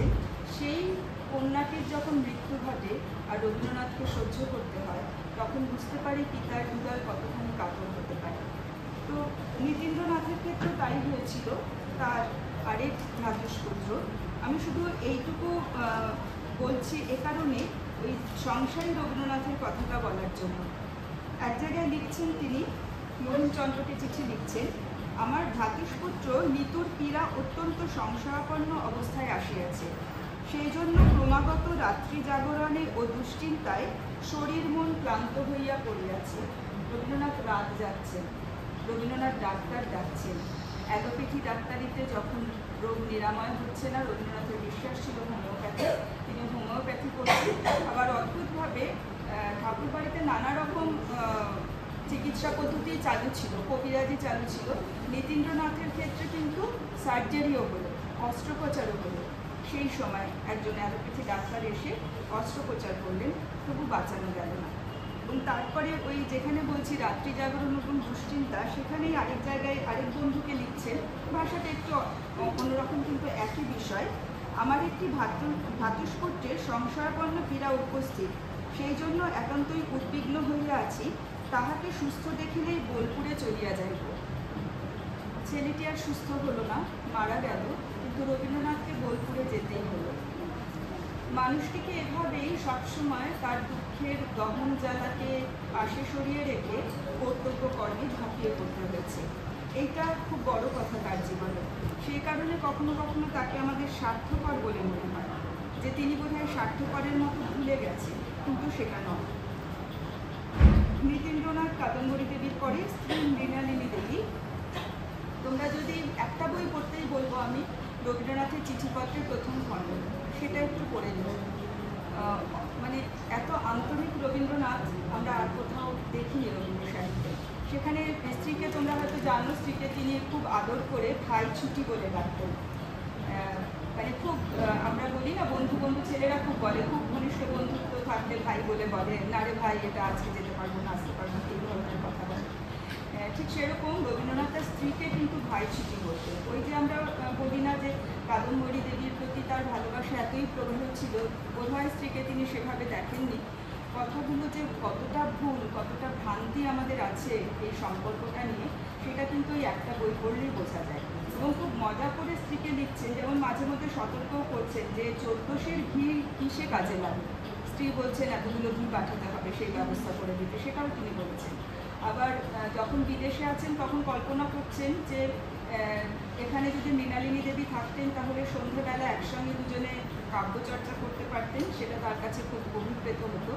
আর অদ্ভুতভাবে লিখছেন যে বিদেশে এসে একজন ওই হস্তরেখাবিদ তাকে হাত দেখিয়েছেন, নাকি গোষ্ঠী বিচার করিয়েছেন ইত্যাদি, সে বলেছে আমার দীর্ঘ আয়ু। কাজেই এই যে তোমাকে পত্রটা লিখছি, হয়তো আরও কয়েক দশক আমাকে সহ্য করতে হবে তোমার, ততদিনে না বিরক্ত ধরে গেলেই বাঁচি। তো স্ত্রীকে এই কথাটা লিখছেন। আন্তরিকতার এই জায়গাটা বুঝলে তখন বুঝতে পারি স্ত্রীর মৃত্যুটা তাকে কতখানি আঘাত দিতে পারে। কাজে এই আন্তরিকতার জায়গাগুলো, এই অন্তরঙ্গতার জায়গাগুলো আমাদের বুঝে নিতে হয়, এবং তখনও বুঝতে পারি মৃত্যুগুলো সহ্য করা সহজ ছিল না, কিন্তু তিনি সহ্য করেছেন এবং আমাদের সকলকেই সে মৃত্যু উত্তীর্ণ হবার কথা বলেছেন। এই এক অদ্ভুত মানসিকতা। মাধুরীলতা দেবীর কথা বললাম, যাকে তিলে তিলে ভয় হতে হতে মৃত্যু হতে দেখেছেন, তার প্রথম কন্যা, প্রথম যার মুখে বাবা ডাক শুনেছেন, সেই মেয়েটি মারা গেছে।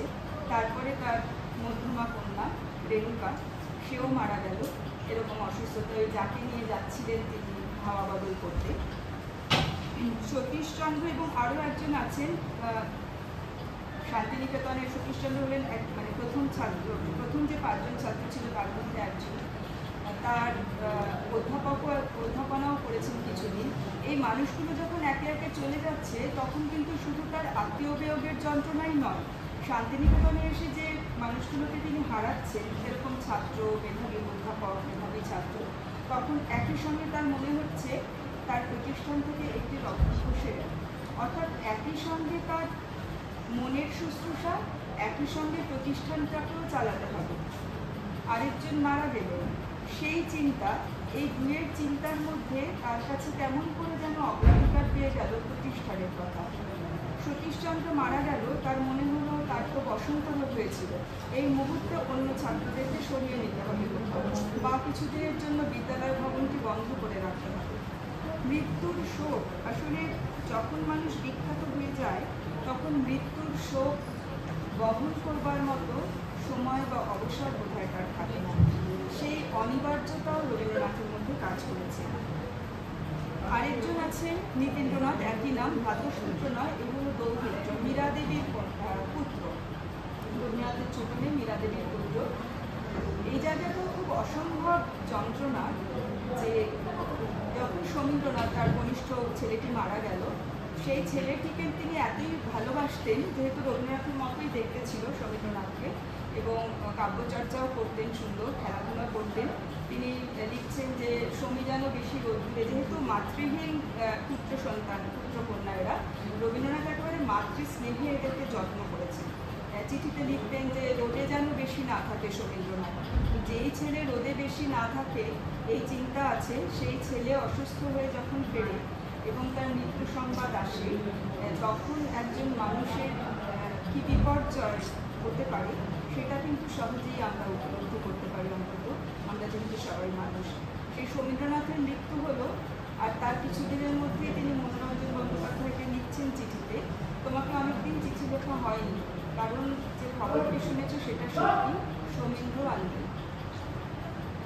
মানে চিঠি লিখতে দেরি হয়েছে, তার কারণ আমার পুত্র সন্তানটি মারা গেছে। এত সহজে এই কথাটা বলা যায়, কিন্তু রবীন্দ্রনাথ তো পারলেন। আরও কষ্টের বিষয় যে নিজের সন্তানের মৃত্যু, সেটাকে তিনি সহ্য করেছেন। সেদিন তার মনে হয়েছে জগতের কি আসছে, আমার সন্তান চলে গেছে, পৃথিবী তো একই রকম আছে, চাঁদ এখনো জ্যোৎস্না বিকিরণ করছে। কিন্তু নিজের কন্যা সন্তান, সে যখন পুত্রহারার বেদনায় ছটফট করে, সেটাও যে তাকে সহ্য করতে হবে, এটা বিধাতার খুব অদ্ভুত অবিচার। মীরা দেবী তার সন্তান, সব সন্তান চলে গিয়ে এক পুত্র আর এক কন্যা বেঁচে আছে, রথীন্দ্রনাথ বড় ছেলে এবং মীরা দেবী। মীরা দেবীর ছেলেটিও মারা গেল অকালে, কিছুদিন মাত্র। রবীন্দ্রনাথ বলছেন যে সমীন্দ্রনাথের কথা স্বাভাবিকভাবেই তার মনে হচ্ছে, নিজের পুত্রহারা সে সময়টার কথা, আর তার পাশাপাশি বলছেন যে আসলে নিজের পুত্রহারার বেদনা তাও সহ্য করে নিয়েছিলাম, কিন্তু পুত্রহারা মায়ের আর্তনাদ সেটা সহ্য করতে পারছি না, কারণ সেই মাও তো তারই সন্তান। এইভাবেই জীবনে মৃত্যুর আঘাতগুলো তিনি সহ্য করে গেলেন। তার আগের অংশটা বোধহয় আমি ছেড়ে এসেছি, বিশ্বযুদ্ধের, মানে তার রবীন্দ্রনাথের মনে অন্তর্জীবনটা বললাম, সাহিত্যের পরে বহির জগৎ যেটা ছিল, অর্থাৎ আমরা ধরে নিতে পারি সাংঘাতিক দুর্যোগের ঘটনাগুলো কী ঘটেছিল। দ্বিতীয় বিশ্বযুদ্ধ রবীন্দ্রনাথকে দেখতে হয়েছে, বঙ্গভঙ্গ দেখতে হয়েছে, জালিয়ানওয়ালাবাগ দেখতে হয়েছে, এবং বিশ্বযুদ্ধের আগে থেকেই তার মনে হয়েছিল, যেহেতু কবিরা তো প্রায় ত্রিকালদর্শী হন টাইরেসিয়াসের মতো, তার মনে হয়েছিল যে কিছু একটা ঘটতে চলেছে যেখানে জাতিপ্রেম আমাদের অজুহাত হয়ে উঠবে। নৈবেদ্যে যে লিখেছেন, জাতিপ্রেম নামটি প্রচণ্ড অন্যায়, ধর্মের বরের বন্যায়। সেই ঘটনাটি ঘটলো এক দশক পরে, বিশ্বযুদ্ধ শুরু হলো। সেই সময়ে বেলজিয়ামের মতো দু একটি আপাত নিরপেক্ষ, প্রথম অবস্থায় নিরপেক্ষ রাষ্ট্র যে প্রতিরোধ শক্তি গড়ে তুলেছিল, তাতেও কিন্তু রবীন্দ্রনাথ প্রশংসা করেছিলেন। বঙ্গভঙ্গের সময় পথে নেমেছেন, গান গাইছেন, অত যন্ত্রণা, মানে প্রায় হৃদয়ে দ্বিখণ্ডিত হওয়ার মতো যন্ত্রণা। আর জালিয়ানওয়ালাবাগের কথা, দ্বিতীয় বিশ্বযুদ্ধের সময়ও তিনি পীড়িত হচ্ছেন, মর্মাহত হচ্ছেন, বিস্মিত হচ্ছেন, হতাশ হচ্ছেন, সভ্যতার সংকট লিখছেন, আর বলছেন মানুষের উপর বিশ্বাস হারানো পাপ। এ এক অদ্ভুত ব্যক্তিত্ব, যেটা আমাদের ভাবনা চিন্তার পরিসরের মধ্যে, যেমন সুখদেব বসু বলেছেন, ঠিক ধরতে পারি না আমরা, এবং এই ধরতে না পারাটাই তার সঙ্গে তার সমকালীন রাজনীতিবিদদের মতানৈক্যের একটা কারণ হয়ে গেছিল। যেটা বলছিলাম যে জালিয়ানওয়ালাবাগ যখন হলো, তখন ওই ঘটনায় রবীন্দ্রনাথের চেহারা, তোমরা দেখেছো ছবিটা হয়তো দীর্ঘকায় বলেই, কৃষক লুপ্ত, পিঠের জায়গাটা, এমন চেহারাই আমরা দেখে এসেছি তার। খুব আক্ষরিকভাবে একটা আহত মানুষ শরীরের ওপর তার কি প্রতিক্রিয়া হয়, যিনি দেখেছেন সরকারকে তিনি বর্ণনা করছেন যে ওই রাত্রির পর রবীন্দ্রনাথ ওই নাইটহুড ত্যাগের চিঠিটা সারা রাত জেগে থেকে লিখেছিলেন এবং পরের দিন তাকে আর অন্য কিছু দেখে মনে হচ্ছিল। তিনি পুত্রের মৃত্যু ঘটেছে, স্ত্রীর মৃত্যু ঘটেছে, তিনি নীরব ছিলেন। আর এই সময়টায় জালিয়ানওয়ালাবাগের হত্যাকাণ্ডের পরে তিনি বলেই দিয়েছিলেন কালকে আর এসো না আমার কাছে। তার পীড়া আরও বেড়ে গিয়েছিল, তার কারণ তিনি যখন অ্যান্ড্রুজকে পাঠিয়েছিলেন মহাত্মা গান্ধীর কাছে, তখন পাঞ্জাবের দোকান এসে পাঠিয়ে বলেছেন যে আমরা দুজন চলো যাই সেখানে, আমরা গিয়ে কিছু একটা বলি, অন্তত দেশের মানুষের প্রতিবাদ করা উচিত। গান্ধীজি রাজি হলেন না এবং তিনি তারপরে ছুটে গেলেন চিত্তরঞ্জন দাসের কাছে। চিত্তরঞ্জন দাসকে বললেন যে একটা শোকসভা করবে, তাহলে আমি সভাপতিত্ব করব। চিত্তরঞ্জন দাস বললেন আপনি সভাপতি হবেন, সবাই তো আপনার বক্তব্যের অপেক্ষাতেই থাকবে, তাহলে আপনি একাই বলবেন। রবীন্দ্রনাথ বুঝতে পারলেন সভাটা করার ইচ্ছে কোথায় তার নেই, নাহলে কেন বলবেন যে আপনি একাই বলবেন। সেই আহত হবার পর তার মনে হলো একাই যদি চলতে হয় তাহলে তার হাতে যতটুকু আছে সেটুকু তো করি, অন্তত নাইটহুডটা ত্যাগ করি। এবং সেই চিঠির ভাষা করে অ্যান্ড্রুজ বলেছিলেন আর একটু নমনীয় হয়ে লেখা যায় না। রবীন্দ্রনাথ কিন্তু একটা শব্দও বদলালেন না। এই রবীন্দ্রনাথ তার অন্তর্জীবন বহির্জীবন এভাবেই কেটেছে আমাদের কাছে, যেটা এক বিস্ময়। আমার খুব মনে হয় ওই কতগুলো মৃত্যুর অভিঘাত তার জীবনে যে এলো, মনে হয় এও কি ঈশ্বরের কোনো প্রতিশোধ? রবীন্দ্রনাথ কি ঈশ্বরে বিশ্বাসী হয়েও ঈশ্বরের প্রতিদ্বন্দ্বী হয়ে বেঁচে উঠেছেন? তার কারণ সেই যে প্রায় তারুণ্যে তিনি লিখেছিলেন মরণ রে রুহু মম শ্যাম সমান, মেঘ গরম কিছু মেঘ জটাজট, রক্ত কমল কর রক্ত অধরপুত, তাপ বিমোচন করুণ কৌরব বৃত্ত অমৃত করে পান। তাহলে রবীন্দ্রনাথ এই চ্যালেঞ্জ গ্রহণ করতে পারবেন কিনা? বিধাতা কি সেই পরীক্ষাতেই নানা সময় ফেললেন কবিকে? আর রবীন্দ্রনাথ তার দুঃখগুলোকে সংহত করতে করতে তার অন্তঃস্থলে পাথর করে রেখে এক এক করে উত্তীর্ণ হয়ে গেলেন সেই পরীক্ষাগুলো। এই রবীন্দ্রনাথ আরেকজনকে লিখছেন তার চিঠিতে, যেখানে বলা হয়েছে আমরা তিনি কি করতে পেরেছেন তিনি জানেন না, তাই বলছেন হেমন্তবালা দেবীকে লিখছেন আমি কি আজ পর্যন্ত কাউকে ভিতর থেকে আলো দিতে পেরেছি?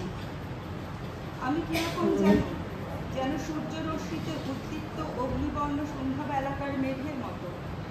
সে আলো চোখে দেখতে পাবে, ভালো লাগবেও হয়তো, কিন্তু রাত্রের অন্ধকার পথে চলবার জন্য তার থেকে কেউ কি আলো সঞ্চয় করতে পারবে? কেউ কি জ্বালাতে পারবে আপন ঘরের প্রদীপ? জানি না কেন সংশয়ী ছিলেন তিনি, বা বিনয়ী ছিলেন হয়তো, সেই জন্যই বলেছেন। কিন্তু আমরা তো জানি যে আলো হাতে চলিয়াছে আধারের যাত্রা। এই কথাগুলো আমাদেরকে এখনো উদ্দীপিত করে, আমাদের হতাশায়, আমাদের যন্ত্রণায়, আমাদের রোগগ্রস্ততায়, আমাদের ভেঙে পড়ায় তার বাণী, তার জীবন এখনো আলোকবর্তিকা হয়েই দেখা দেয়। সেই অনুসরণ নিশ্চয়ই আমরা করবার চেষ্টা করব। সেই অন্ধকারের উৎস থেকে উৎসারিত হয়ে আসা আলো তার একটি বৃত্ত সম্পূর্ণ করবার জন্য একটি আত্মপ্রতিকৃতি আমাদেরকে দেখিয়েছিলাম, আরেকটি আত্মপ্রতিকৃতি দেখাবো। আগেরটা একটু দাও। আমাদের শোক আজকে শুদ্ধ হোক, এই কথাটা তিনি বলেছিলেন বঙ্কিমচন্দ্রের মৃত্যুর জন্য যে শোক সভা হয়েছিল সেখানে। এখানেও একটু বলে নিই যে যখন বঙ্কিমচন্দ্রের মৃত্যু ঘটল এবং শোক সভার আয়োজন করা হলো, নবীনচন্দ্র সেন, তোমরা জানো সকলে, বাংলার ছাত্রছাত্রী কিন্তু, তিনি তার প্রবল আপত্তি করলেন, বললেন শোক সভা করা এসব ইউরোপিয়ান কালচার, এগুলো কেন নিয়ে আসা হচ্ছে, এইগুলো আমাদের চলে না। রবীন্দ্রনাথ কিন্তু সাপোর্ট করেছিলেন। রবীন্দ্রনাথ বলেছিলেন যে ইউরোপীয় কালচার বলেই আর আমরা সাম্রাজ্যবাদীদের পদানত বলেই তাকে যে বর্জন করবো সেটা একেবারেই নয়। তার কারণ হলো পিতৃশ্রাদ্ধও তো আমরা করি এবং লোকজন ডেকে এনেই করি, তাহলে সেইটার প্রকাশ হতে পারে। কিন্তু একজন মহান ব্যক্তি, সমাজে যার অবদান আছে, তার মৃত্যুতে আমরা সভা করে কেন শোক প্রকাশ করবো না, এটা তার মনে হয়েছে। করেই ছিলেন, সেখানেও অনেক কথা হয়েছিল। তাকে গান করতে বলা হয়েছিল, তিনি গান করেন, এবং সেখানেই তিনি বলেছিলেন শোকে যেন আমরা কালো না হয়ে যাই, শোকে আমরা শুভ্র থাকবো, অর্থাৎ শোককে উত্তীর্ণ হয়ে যেতে হবে। এবং তারপরের এই ছবিটা, এটাও রবীন্দ্রনাথের আঁকা ছবি। এইটা কেন বলছি যে আমরা আগের প্রতিকৃতিটা দেখেছি, রবীন্দ্রনাথের নিজের প্রতিকৃতি নিজে, এটা দিয়ে একটু শেষ করব। একটু যদি কল্পনা করে দেখো, হয়তো অন্ধকার করে দিলে আর একটু ভালো আবেদন আসতো। মনে হচ্ছে নাকি সেই গানটার কথা, আলোকেরই ঝর্ণা ধারায় দিয়ে দাও, অন্ধকার থেকে যেন একটা আলোকিত ঝর্ণা, একটা আলোর ঝর্ণা নির্গত হচ্ছে, যার চারিপাশটা অন্ধকার, কিন্তু সেই অন্ধকারটাকে উপেক্ষা করে নয়, অস্বীকার করেও নয়, তার গায়ে গা ঘষে, সেই ঘন অন্ধকারের গা ঘষে ঘষে যেন বেরিয়ে আসছে একটা আলোর স্রোত, রবীন্দ্রনাথের আত্মপ্রতিকৃতি।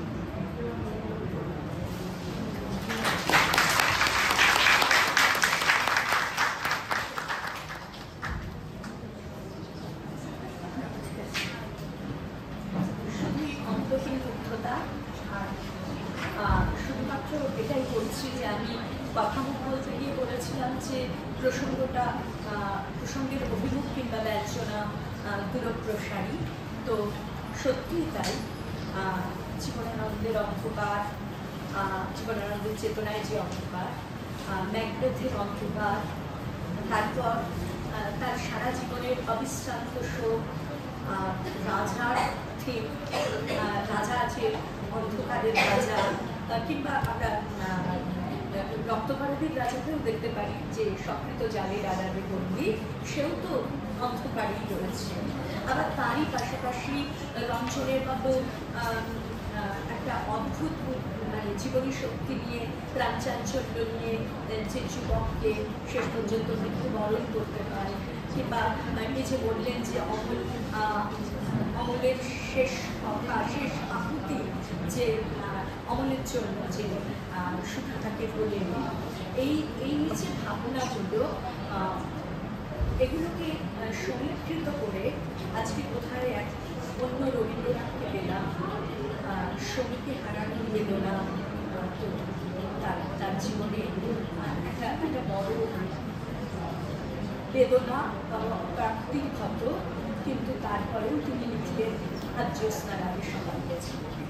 জাতীয় স্তরে এবং আন্তর্জাতিক স্তরে যখন সভ্যতার সংকট নিচ্ছেন, কবি দিদি বললেন যে তিনি যখন বলছেন যে মানুষের প্রতি বিশ্বাস হারানো না, অথচ মনের মধ্যে এই কথাটাও হয়তো অলক্ষ্যে দৌড়িত হচ্ছে যে মানুষকে অতিরিক্ত বিশ্বাস করাও অন্ধকার, কিন্তু তারপরেও সেই আলোক প্রফেশনাল কবিকে যেভাবে আবিষ্কার করলেন দিদি, এবং তার প্রত্যেকটা ছোঁয়ায়, প্রত্যেকটা কৌণিক বিন্দুকে তিনি স্পর্শ করে নিয়েছেন, এতটা স্প্যান, এর জন্য আমার বিভাগের তরফ থেকে আমার অশেষ কৃতজ্ঞতা।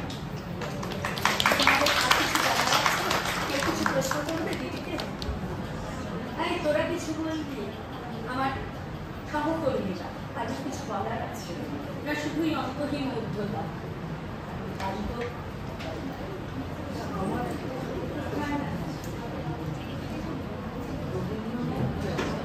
প্রচুর অলৌকিক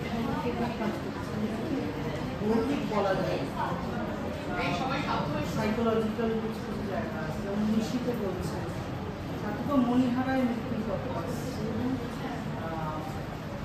এই যে নিশ্চিত বলছেন না, কিন্তু আপনি বললেন ফিল দেখছে কোথাও অলৌকিক সাহিত্যের মধ্যে নিশ্চিত সেখানে তো অন্য বলতে চাচ্ছি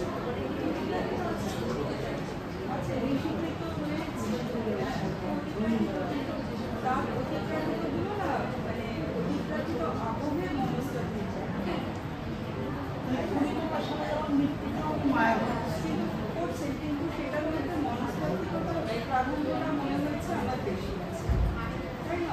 ওই যে দেখছে যে কেউ একজন ওকে ওকে করছে, আসলে তো তার অস্তিত্ব নেই, কিন্তু সেটা শুনতে পাচ্ছে, সেটা একটা হ্যালোসিনেশন রয়েছে, কিন্তু এটা একটা মনস্তাত্ত্বিক ব্যাখ্যানে তার উপস্থিতি তো আমাদের স্মৃতিতে রয়েছে, বুঝতে পারছে না, সেই জন্যই তো সে বারে বারে আওয়াজটা শুনছে।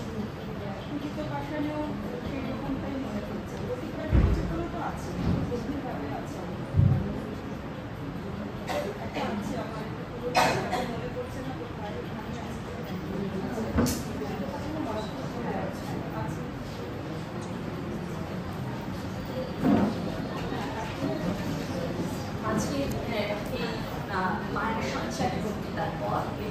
ধন্যবাদ জ্ঞাপনের পালা।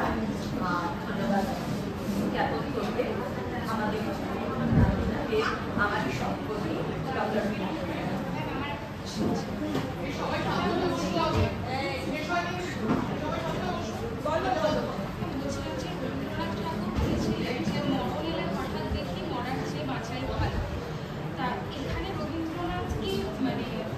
মৃত্যুকে অতিক্রম করে বাঁচতে চেয়েছিলেন কি এই লাইনটার মধ্যে? না, সবসময় তো সেটা বলছে মরতে মরতে মরণটারে শেষ করে দেয় একেবারে, কিংবা ওদের যখন বলছে ওই নাটকটা রয়েছে না যে পাউল বলছে মার খেয়ে যা, মানে মারতে মারতে আমাকে আর কত মারবে, মারটাকে আমি মিথ্যে করে দেবো, এটা তো মারটাকে অতিক্রম করে দেওয়া, তাকে অস্বীকার করা না। আচ্ছা, উনি কি জীবন আর মৃত্যু দুটোকেই কি সত্য বলে একদমই তাই। তার কারণ উপনিষদে বিশ্বাসী মানুষ তো, তিনি ভাবেন যে মৃত্যু মানে জীবন থেকে বিচ্ছিন্নতা নয়, জীবনের একটা পূর্ণতা, জন্ম আর মৃত্যু। কারণ মৃত্যুর পরে আমরা অমৃত লোকে যাচ্ছি, উপনিষদের ব্যাখ্যা যদি হয়। আমরা বরং আমাদের এই ক্ষুদ্র যে জাগতিক যে অস্তিত্ব, সেটা বরং পঞ্চভূতে লীন হয়ে যাচ্ছে, তাই না? ছাই হচ্ছে তো, ছাইটাকে আমরা ভাসিয়ে হ্যাঁ লীন হয়ে যাচ্ছে, তার মানে আমরা একটা বৃহতের সঙ্গে লীন হয়ে যাচ্ছে, সেটা আধ্যাত্মিক চেতনা চলে আসছে। কিন্তু যে মানুষটি বিশ্বাস করেন যে জন্ম এবং মৃত্যু এই দুটো মিলে জীবনের বৃত্ত পূর্ণ হয়, তার কাছে তো মৃত্যুটা অনিবার্য তো বটে, এটা নিয়ে কিছু বলার নেই, কিন্তু মৃত্যুটা অস্বীকার করানো না, মৃত্যুটা বেদনাবহও না। মৃত্যুর বেদনা তিনি সহ্য করেছেন বোধহয় এই মানসিক স্তরটা, তার মধ্যে ভাবনা স্তরটা ছিল বলে, যে আসলে ওই যে নয়নের সম্মুখে তুমি না, এই নয়নের মাঝখানে নিয়েছো যেটাই, এইটার মানে তো এটাই যে চোখ বুঝলে আমি তোমাকে উপলব্ধি করতে পারবো, কারণ তুমি পঞ্চভূতেই লীন হয়ে আছো, আমার চারিদিকে রয়েছে। মৃত্যুটা মানে তো আমি চারিদিকে তাকে, তার অস্তিত্বটা আরো ছড়িয়ে গেল আমার কাছে, তার দৈহিক অস্তিত্ব নেই কিন্তু সে ছড়িয়ে আছে সর্বত্র, এই উপলব্ধিটা তার মনের মধ্যে ছিল সবসময়। ওনার কাছে বাঁচা মানে কি শারীরিক, মানে কি শারীরিক মৃত্যু পরে যে বেঁচে? না না, সেটা একেবারেই না, শারীরিকভাবেই বেঁচে থাকো সেটার কথাই বলছেন, সেটা একেবারেই নয়, কিন্তু মৃত্যুটাকে বিচ্ছেদ বলে মনে করো না, এটুকু বলছেন। তো কি তবুও শান্তি, তবুও আনন্দ, তবুও অনন্ত চাই, তাই না? তার মানে তো তিনি মৃত্যুটাকে বলছেন না যে ওইটা প্রেফারেবল, ওইটা প্রিয় বেশি, সেটা নয়।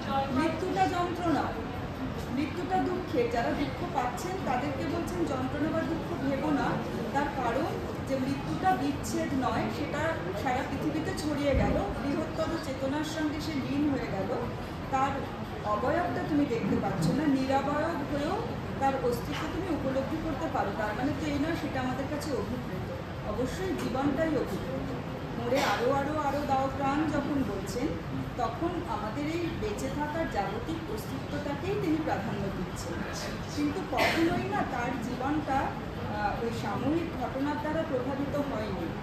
যখন সমীন্দ্রনাথ মারা গেলেন, যখন প্রচণ্ড ঋণগ্রস্ত, এই উদাহরণগুলো তুমি পাবে শঙ্খ ঘোষের লেখা দামিনীর গান, একটা ছোট বই আছে, সেখানে পাবে যে সেই মুহূর্তে তিনি লিখছেন, জীবন উঠিল নিবিড় শুধায় পড়িয়া। কি বলবে, ছেলে মারা গেছে, তা কষ্ট হয়নি? যখন ঋণগ্রস্ত, প্রিয়নাথ সেনের কাছে টাকা ধার চাইছেন তিনি, তখন লিখছেন, কারণ ওখানে ক্যাশ খুব সাংঘাতিকভাবে সামলানো হতো, ঠাকুর বাড়িতে প্রচুর তো শরীর টরিক ইত্যাদি রয়েছে, কার স্বামী মারা গেছে তাকে মাসোহারা দিতে হবে 100 টাকা করে মাসে, এইসব প্রচুর ছিল, মামলা মোকদ্দমায় তো সব শেষ। তখন লিখছেন, আছে আছে প্রেম ধুলায় ধুলায় আনন্দ আছে লিখি, এক হাতে লিখছেন অডিও, তার পাশে গান লিখছেন ওইটা। কাজে কখনো ওই সাময়িক ঘটনায় এত বেশি তিনি তাড়িত হয়েছেন, এটা কিন্তু ভাবার কারণে বহুদিন ধরে তার মনের মধ্যে লালন করা যে দর্শন, সেটারই প্রকাশ ঘটে তার সাহিত্য জীবন চলেছে। পরিষ্কার হলো কিনা আমি জানি না, সেটা হলো। ঠিক আছে, থ্যাংক ইউ, তোমরা প্রশ্ন করলে। এবার আমরা